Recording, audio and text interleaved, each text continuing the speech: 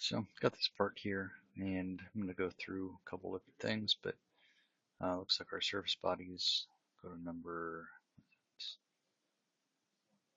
4. So,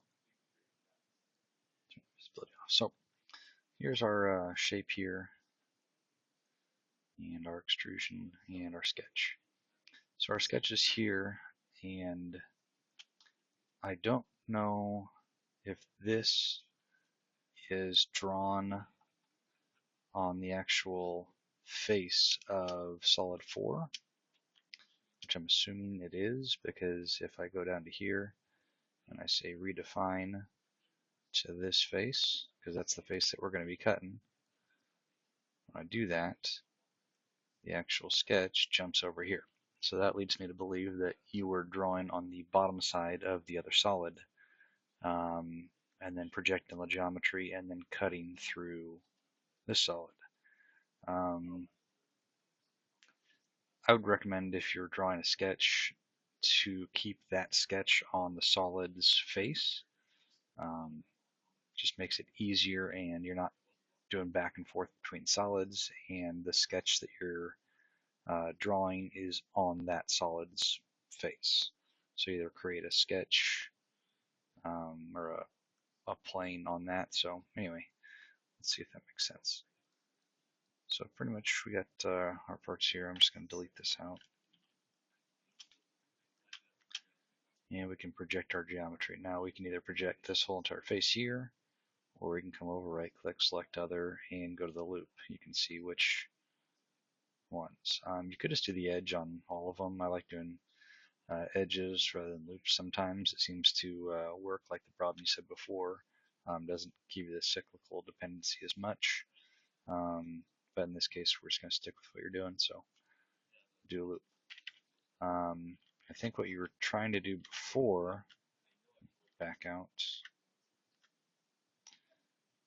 is if we have solid 4 here, solid 36. So I think you're basically saying redefine this on this face. Yeah, well, maybe not. I don't know. I don't know where the sketch tends to define to. That's, I think, maybe the problem. Let's see if we can figure this out.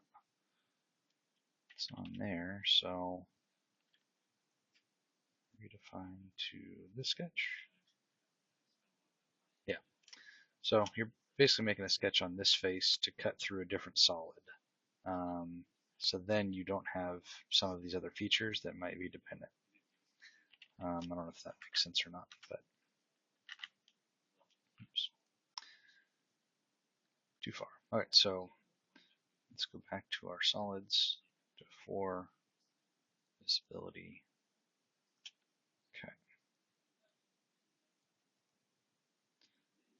Find this face.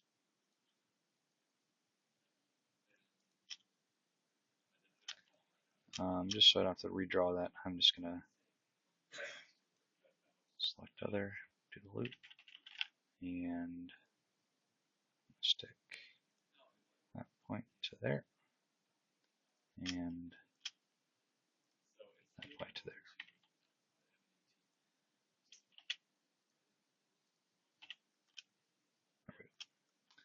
there. And let's do this again over here.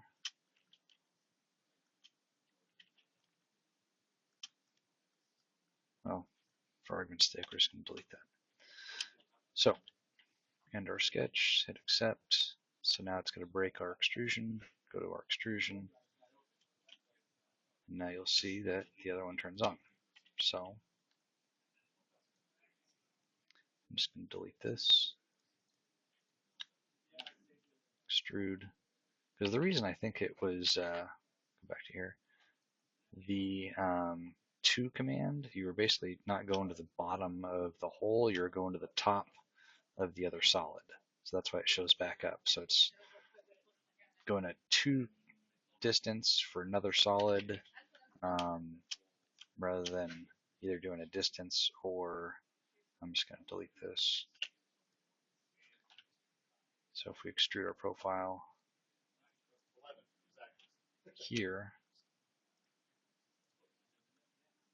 we're going to cut to the bottom of that, or to a distance, but I think that's what we're trying to do.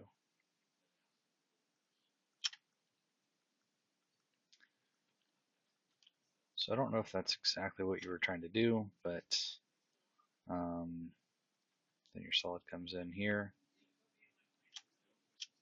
and it looks like it fits right in. So just be aware of where you define your sketch. I would say that if it's going to be cutting into solid 36, you'd want to define it on 36 rather than having it defined on the bottom side of solid 4 and then cutting through a different solid. I mean, it's just kind of where you locate them and where they're going to be attached to, because you kind of want to keep them in the same grouping or family of solid. So like here's your one solid, here's your other one.